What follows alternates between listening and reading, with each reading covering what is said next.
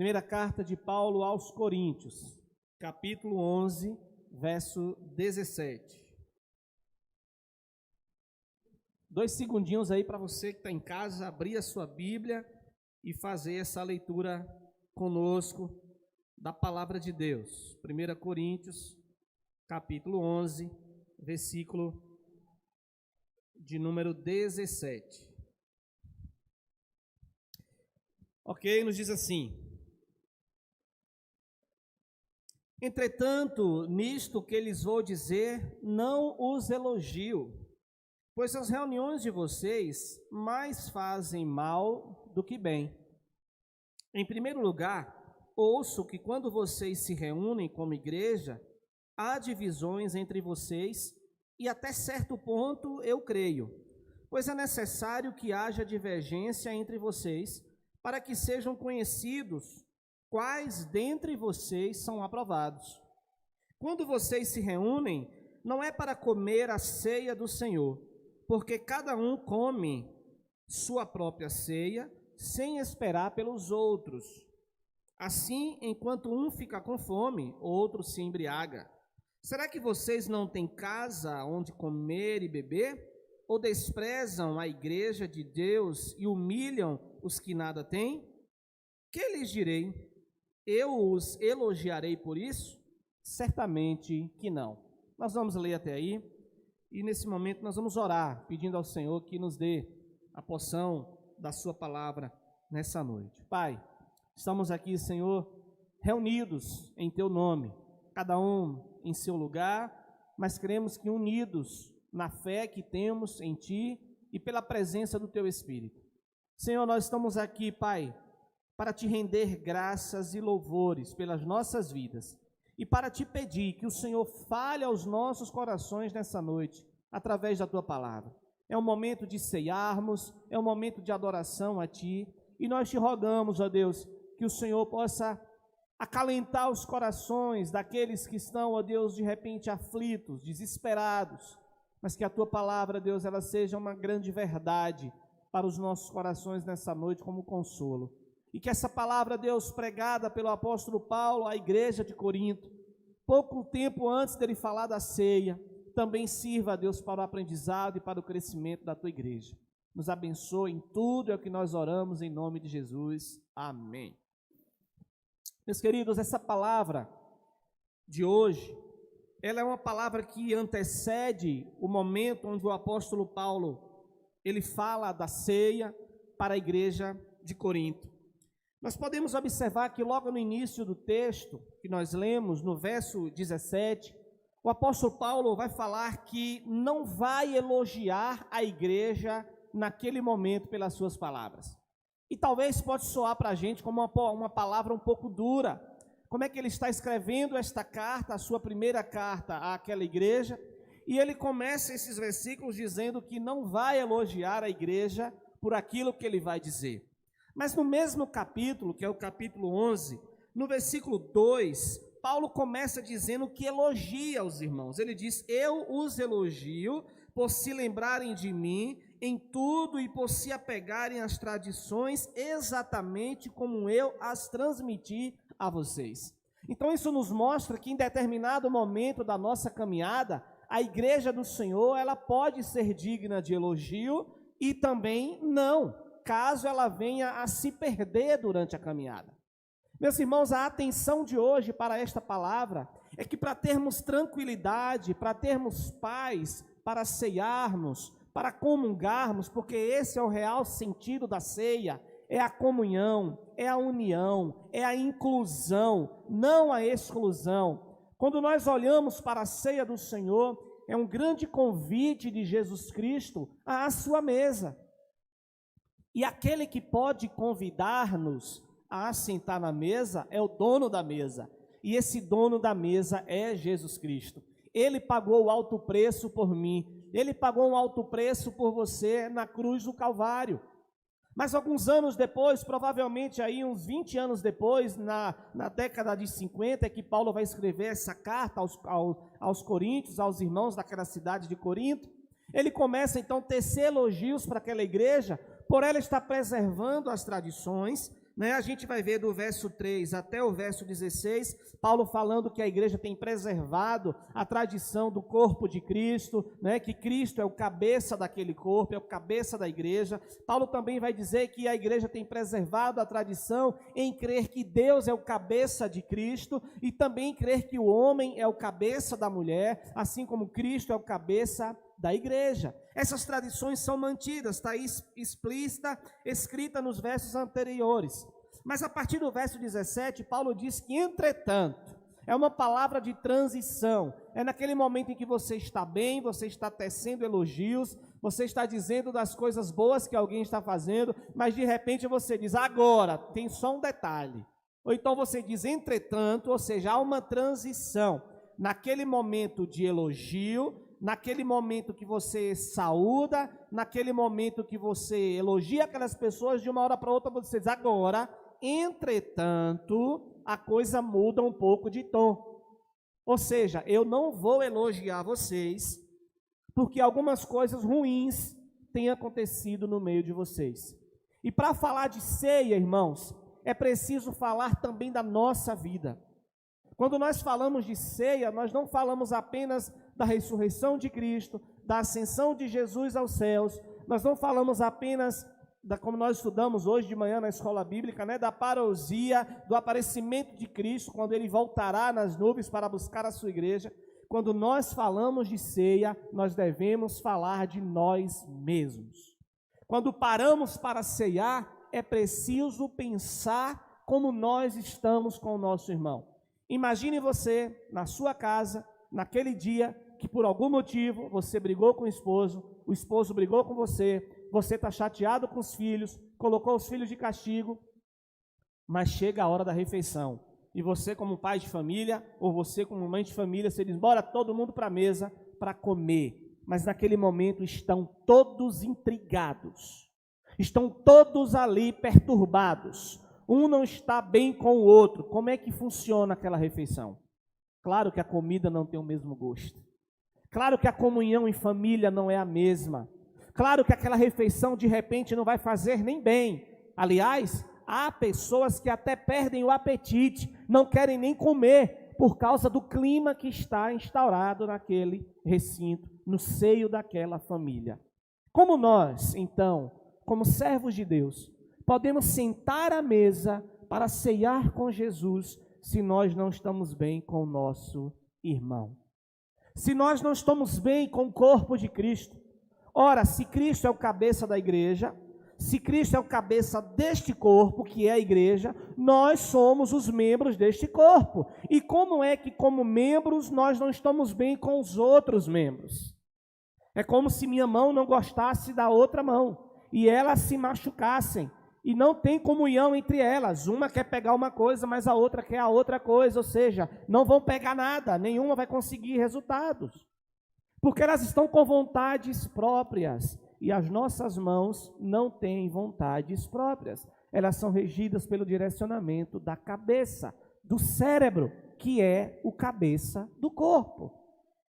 Assim é a igreja do Senhor. É dessa forma que a igreja do Senhor funciona. Jesus é o cabeça da igreja e sai dele as ordens, saem dele as diretrizes, saem dele as orientações que nós precisamos para a nossa caminhada. E aí Paulo está dizendo, eu não os elogio, completando o verso 17, pois as reuniões de vocês mais fazem mal do que bem. Meu irmão, deixa a tua Bíblia aberta aí em tua casa para tu meditar nessa palavra. Eu estou lendo um texto para você que Paulo está dizendo àquela igreja há mais de 2000 anos atrás, ou melhor, 1980 anos atrás, já que é na década de 50, e Paulo está dizendo que não elogia aquela igreja porque as reuniões deles estão fazendo mais mal do que bem. A igreja do Senhor, nesse século que nós estamos vivendo, está passando por um momento terrível, um momento onde ela está sendo impedida de se reunir por uma grave crise e guerra sanitária, o que nós estamos vivendo. O quanto você em casa e eu aqui também o quanto nós estamos sentindo a sua falta. Irmãos, não é fácil estar neste ambiente, com esse templo aqui praticamente vazio, que alguns irmãos estão aqui, que são envolvidos com a transmissão, praticamente vazio. Como nós realizarmos uma ceia nos dias de hoje? Você aí na sua casa, de repente você no trabalho, você em outra cidade, você lá de Lagoa do Junco, você lá do Jorro, de Tucano, pessoas distantes. Como realizar uma ceia desta forma? Jamais passou na nossa mente realizarmos uma ceia assim. Quantas outras nós já realizamos? Afinal de contas, 1 ano já se passou da pandemia. E nós sentimos a comunhão, amém? Nós sentimos a presença de Deus, irmãos, mesmo você aí, nós aqui, nós percebemos a presença do Senhor em nossas vidas. Mas nós estamos falando de uma época onde não tinha uma crise, e nesse momento aqui da igreja, não havia uma perseguição aqui instaurada para que esta igreja não se reunisse. Tanto é que eles estão lendo esta carta, eles leem esta carta, está em público. E aqui Paulo está dizendo, olha, eu não os elogio vocês, pois as reuniões de vocês mais fazem mal do que bem. E o verso 18, ele entra dizendo o seguinte, em primeiro lugar, eu ouço que, olha só, Paulo, alguém disse isso a Paulo, alguém telegrafou para Paulo, alguém mandou uma mensagem para avisar a Paulo, e ele diz, olha, eu ouço que quando vocês se reúnem como igreja, há divisões entre vocês, e até certo ponto eu creio. Ou seja, em alguma parte disso, que há divisões, eu creio. Irmãos, pensando nessa história, a história dessa igreja de Corinto, nós podemos fazer essa reflexão com a nossa igreja hoje. E quando eu digo nossa, talvez não seja a igreja local Nova Jerusalém, mas a igreja do Senhor nos dias de hoje. Quantas igrejas, irmãos, estão divididas? Quantas igrejas, irmãos, militam as suas ideias, militam ideologias diferentes dentro da igreja. Igrejas que têm colegiado de pastores e se brincar, os pastores estão se degladiando porque cada um milita para um lado. Nós vivemos um tempo, irmãos, difícil, onde não precisa os investimentos externos entrarem no meio da igreja para plantar a celeuma, para plantar a discórdia. Às vezes, pela forma de interpretar o livro, de interpretar a palavra, de interpretar as palavras de Deus, nós já discordamos. Parece que o espírito de divisão está dentro de nós. E quando o outro vai abrir a boca para falar, nós já estamos discordando dele antes que ele fale. Irmãos, Paulo vai trazer a nossa memória. Paulo vai alertar a igreja do Senhor para que não haja divergência no meio dela. Porque se houver divergência e essas divergências não forem corrigidas, ele vai deixar muito bem claro nos próximos versículos que nós estamos impedidos de ceiar. Meu irmão, você é pecador. Eu sou pecador. Nós pecamos sempre. A natureza da carne ainda está em nós. E quando nós pensamos nisso, parece então que momento algum, dia nenhum, nós estamos aptos para ceiar. Quando nós vamos ceiar, que a Bíblia diz assim, olha, você tem que fazer esse exame, examine-se, verso 28 aí, examine-se cada um a si mesmo, e então coma e beba, porque aquele que come e bebe indignamente, come e bebe para a sua própria condenação. Parece que quando a gente olha para esse texto, a gente procura em nós esse ser perfeito, esse ser santo, para nós participarmos da ceia, e nós não encontramos, porque verdadeiramente nós não somos perfeitos. Nós não somos esses seres puros que tanto o Senhor Jesus gostaria que nós fôssemos. Nós somos santos, sim. Que é isso, pastor? Sim. A palavra santo quer dizer separado. Se você ainda não foi separado para a obra de Deus, para a glória de Deus, para uma devoção a Deus, se você ainda vive pela sua vontade própria, pela sua verdade, você ainda não foi separado. mas quando você é separado para esta verdade, você se torna santo, porque santo é isso, é kadosh, é ser separado para a glória e para a obra de Deus. Nós tínhamos o povo de Israel que estava cativo no Egito, e Deus então levanta Moisés e manda Moisés e Arão tirarem o povo dele dali, porque agora ele queria o seu povo vivendo para ele, tão somente para ele, e ele manda um recado para aquele povo e diz: olha, ser-me-eis santos, porque eu, Senhor, sou santo, e vos separei dos povos para serdes meus.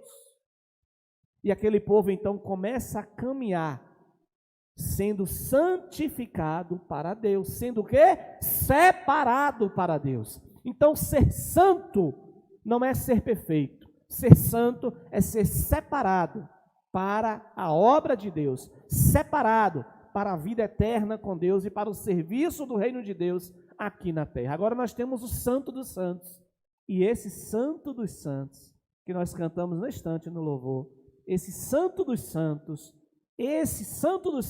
é o Deus eterno, Ele é o Rei dos Reis, Ele é o Senhor dos Senhores, Ele é aquele que, encarnado em seu Filho Jesus Cristo, venceu a morte, rompeu os grilhões da morte e nos deu a vida eterna.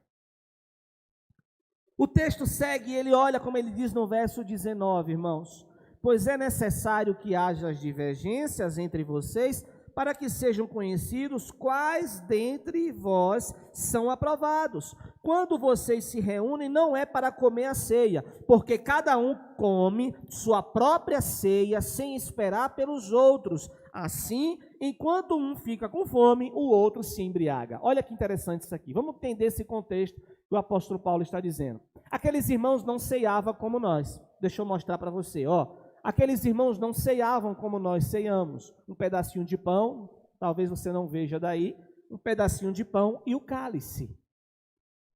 Eles não ceiavam como nós. Sabe a nossa ceia de Natal? Aquele piruzão ou aquele frangão nos dias de hoje, né? Daqui um dia vai ser um pintinho, pelo jeito que está indo. Mas a ceia de Natal, a ceia de Ano Novo, a ceia da Páscoa, que a gente enche a mesa de comida, chama a família e faz aquela aglomeração. A ceia na igreja de Corinto era assim, irmãos. A ceia daqueles irmãos sempre era dessa forma. Era com muitas comidas, todos os tipos de comida, era fartura. E ali tinha o pão, eles faziam o momento do pão, do cálice, para lembrar o momento de Cristo, claro. Mas aquele momento era momento de fartura. Mas o problema do momento de fartura é que muitas personalidades se revelam. Por exemplo, a personalidade do egoísmo se revela. Aquele egoísmo que a pessoa chega na mesa assim e ele dá aquela abraçada e que ninguém mais pega.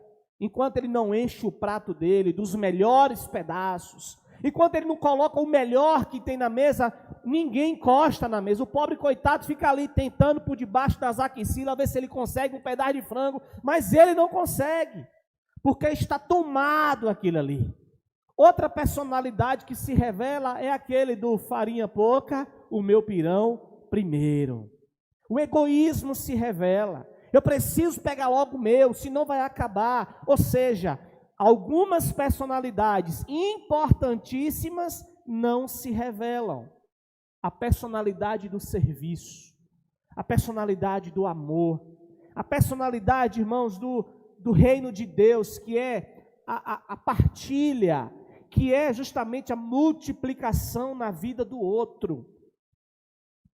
E no modelo de ceia dos irmãos daquela cidade de Corinto, onde já havia uma porção de divisões ali, era dessa forma. Tanto é que o apóstolo Paulo vai dizer aí, como nós lemos, né? Quando vocês se reúnem, não é para comer a ceia, cada um come a sua própria, ou seja, vocês estão ali para encher a barriga, vocês estão ali olhando para o estômago, vocês estão ali para olhar primeiro para o corpo de vocês, sabe? Para matar a fome de vocês. E no reino de Deus a coisa é diferente. Jesus abriu mão da vida para nos dar a vida. Jesus abriu mão da glória dele nos céus para vir a este mundo morrer por nós, neste mundo tão sujo. E Jesus foi nos ensinando, irmãos, que no reino de Deus nós precisamos abrir mão de direitos pela vida do outro. No reino de Deus, nós precisamos olhar primeiro para o outro. A nossa vida aqui na terra é uma vida de competição, se você observar. Nós já nascemos competindo. Nós precisamos conquistar. É colocado em nossa cabeça essa palavra, conquistar, ganhar, acumular, adquirir. Você precisa ser alguém na vida, como que você não é. Uma das coisas que mais me incomoda, irmãos, é como quando alguém diz assim, olha, eu sou alguém na vida, eu sofri tanto e agora eu me transformei em alguém. E você era o quê, meu irmão? Você era um bicho? Antes de ser esse alguém na vida, você era um cachorro, era um gato, era um papagaio, o que você era? Você já era alguém, Deus te amou sempre da mesma forma, independente do que você era, independente do que você é. Mas na vida é colocado na nossa cabeça que a gente tem que adquirir, que a gente tem que lutar, que a gente tem que conquistar, porque senão a gente não vai ser alguém na vida. O homem é alguém na vida quando Cristo passa a fazer parte da vida dele. Ele tem uma vida transformada. Ele é alguém na vida, independente do que ele possua, independente do que ele adquira, independente do que ele ganhe. Então Jesus vem quebrar justamente esses paradigmas. Jesus vem quebrar justamente essas ideias que a humanidade tenta nos passar. Ora, irmãos, é só olhar para os ensinamentos de Jesus que a gente vai perceber quanto Jesus ensinou aos discípulos. Os discípulos estavam com uma grande multidão, Jesus ensinando as multidões, falando do seu reino, implantando o seu reino, o reino de Deus na terra. E daqui a pouco um discípulo chega preocupado e diz, mestre, ó, já está tarde, essa multidão toda aí tem que ir embora, senão o bicho vai pegar aqui, não tem comida, não tem nada. Jesus, como é que é? Não tem comida? Ah, pois vocês é que vão dar comida para eles. Se virem. Se eles estão aqui pelo reino de Deus, alimente-os. Mas mestre, são mais de 5.000 homens. Quando juntar mulher, menina e tudo aí, vai ser gente demais, não tem condições. Alimente-os. A igreja do Senhor precisa levar o pão, irmãos, para a humanidade. É obrigação da igreja do Senhor levar o pão da vida para a humanidade, e aquele que comer jamais terá fome. A igreja do Senhor cabe a missão de levar a água da vida, e aquele que beber desta água jamais terá sede. O pão é Jesus, a água é Jesus. E Jesus, de repente, um menino que teve mais fé do que os discípulos, chega e diz assim, olha mestre, tem uns pãozinhos aqui e uns peixinhos. E Jesus diz, então me dá os pãozinhos e os peixinhos. Então vamos dividir, ou melhor, vamos multiplicar. Pode cortando aí os peixes e os pães e comecem a dar a estes homens. Talvez alguns riram. Hoje vai ter briga aqui. Quando eu pegar o primeiro peixe aqui, vai ter guerra, meu irmão. Ali não era a ceia de Corinto. A gente vai observar que Jesus manda multiplicar em frações de pessoas. E aquele povo todo para comer. Não sei se você já observou, mas quando os discípulos, provavelmente ali ajudando Jesus a distribuir o pão, a distribuir os peixes, não tem um registro de confusão, não tem um registro de briga, não tem um registro, irmãos, da personalidade do farinha pouca, meu peixe primeiro, não tem um registro de egoísmo. A Bíblia não registra confusão, briga, braço quebrado, não registra nada disso. O que a Bíblia registra é que todos foram servidos e 12 cestos foram recolhidos de sobra para a glória de Deus. Ali não era a igreja de Corinto. Talvez ali não é a sua igreja ou a minha igreja. Quem estava ali era Jesus, irmãos. E nós precisamos aprender que quando Jesus está, não há miséria. Quando Jesus está, não há fome. Quando Jesus está, não há sede, porque Ele supre as nossas necessidades. Ele é o Javé Jirê, o Deus de provisão. Precisamos crer piamente nisso, e talvez aqueles irmãos de Corinto não acreditavam. E quando começavam a servir, cada um fazia os seus montantes e os abastecia, deixando os menos favorecidos de fora. Mas pastor, a nossa igreja não é assim. Quando a gente faz ceia, todo mundo come o pão, todo mundo toma o cálice. Mas eu quero te fazer uma pergunta, meu irmão. Como está a tua despensa? Talvez a tua despensa esteja cheia. Talvez nessa noite a tua despensa tem produtos que você não vai usar.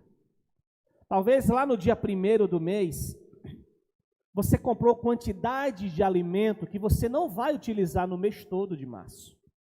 Aí você diz, não, mas se sobrar mês que vem eu não compro. Se não sobrar, meu irmão, ou melhor, se sobrar, é porque não era para você ter comprado. Sabe por que eu digo isso? Porque enquanto na tua despensa os alimentos estão lá tomando sol, tomando quintura, algumas pessoas sentam à mesa e não têm aquele alimento para comer. Talvez o convite de Jesus nessa noite para você é que você não esteja no templo junto com a igreja para comer com muita fartura, mas talvez essa noite você está agora aí assentado à mesa com muita fartura e você conhece alguém, de repente está do seu lado, de repente mora na sua rua e você não sabe se ele tem o que comer. Mas nunca bateu na minha porta. Mas nunca veio aqui dizer se precisa ou não. Se você conhece, meu irmão, não precisa que alguém bata na sua porta. É muita humilhação passar fome. E mais ainda ter que bater numa porta para pedir o que comer. Compartilhe a sua despensa. Compartilhe aquilo que Deus tem te dado com fartura. Porque Deus nos dá sempre com sobras. Ele é galardoador para com aqueles que o busca. Compartilhe a sua vida com as pessoas. Invista na vida de alguém. Este é o evangelho de Jesus, não o evangelho daquela igreja de Corinto, a qual não recebeu elogios do apóstolo Paulo. E no 22 ele diz, será que você não tem casa onde comer e beber? Para você vir para a igreja encher barriga? Será que você não tem o que comer em casa? Ou vocês desprezam a igreja de Deus e humilham os que nada têm? Que lhes direi? Eu os elogiarei por isso? Certamente que não. E ele termina dizendo, eu não vou elogiar vocês por isso. Ou muda a postura, ou vocês não receberão elogios da minha parte. Claro que nós não estamos vivendo, irmãos, para receber elogios do apóstolo Paulo. Claro que nós não estamos vivendo para receber elogio da igreja e nem a igreja receber elogio do pastor, ou seja lá de quem for. Nós estamos vivendo, irmãos, para agradar o coração de Jesus. O chamamento é esse, que nós agrademos o coração de Jesus. Como está a sua despensa? Como está a sua vida? De que forma você tem exercido misericórdia e de que forma você tem investido na vida do outro? O que será que podemos fazer hoje para que as coisas mudem em nossas vidas e nas vidas dos outros? Jesus nos chamou para fazermos a diferença neste mundo.